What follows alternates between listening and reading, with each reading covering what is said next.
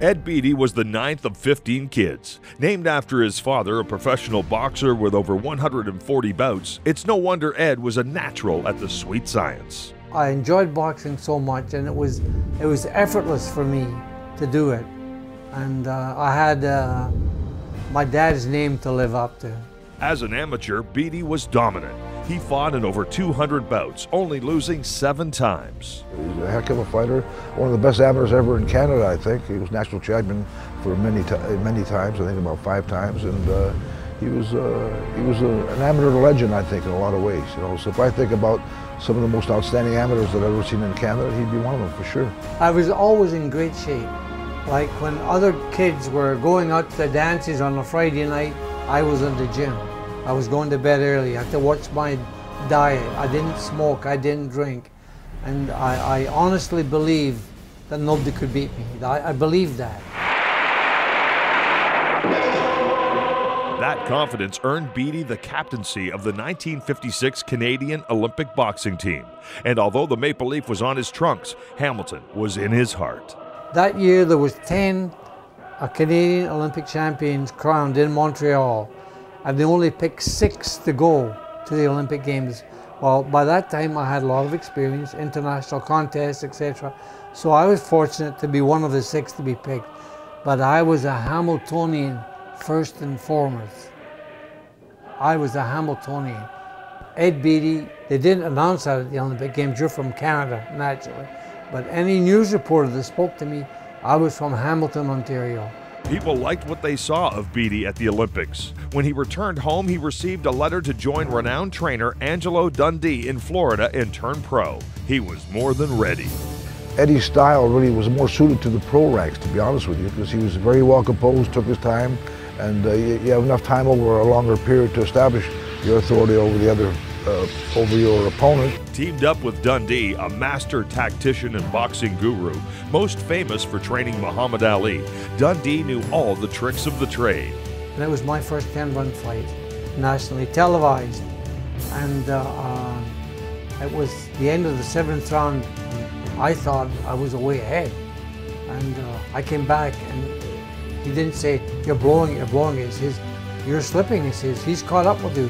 He's even. He might even be ahead. Wow, that scared me. And I went out in the next 3 rounds and I knocked the daylights out of him. Only his experience kept him on his feet. Checking the scorecard afterward, the other fighter wasn't even close. Beattie was riding high. He had the best trainer in the world. He was training alongside some of the best boxers in the world and was off to a 5-0 start to his professional career. Then the bad news hit. They detected a bad murmur at my heart, and they cut out my arms with a catheter, and they found a hole the size of a silver dollar. And I figured, well, all you have to do is take an aspirin, it'll go away. But of course they said, no, we'd have to operate on it. Your boxing days are over. Beattie was determined to box again. He had the doctors cut him horizontally across his chest instead of vertically to save his abdominal muscles. A testament to his friendship, his boxing brethren stepped up. The welterweight champion of the world, Carmen Basilio. Carmen Basilio and Rocky Marciano donated blood. Before the operation, I gave it a lot of thought again. And my manager, they paid for everything. I had no money, and you can well imagine what an operation like that costs. And they paid for it all. He says, Eddie, just you get better. A year later, Beattie was back in the ring, stronger than ever. For my first fight back, somebody in the crowd yelled, I was boxing a person called Kenny Saltzman. They said, hey, Kenny, put a hole in Beattie's head, see if the doctors can fix that. You know, so I said, oh my God. Anyways, I won the fight by knockout. He continued to have success winning the Canadian title, but because of his heart condition, the doctors were concerned about his boxing style. The doctors had said to me, Eddie, you're taking too many punches to your chest. Because, you know, I boxed like orthodox, like this, which was my style all my life. And they made me change, like to protect my chest. And it was good, but I couldn't box like that.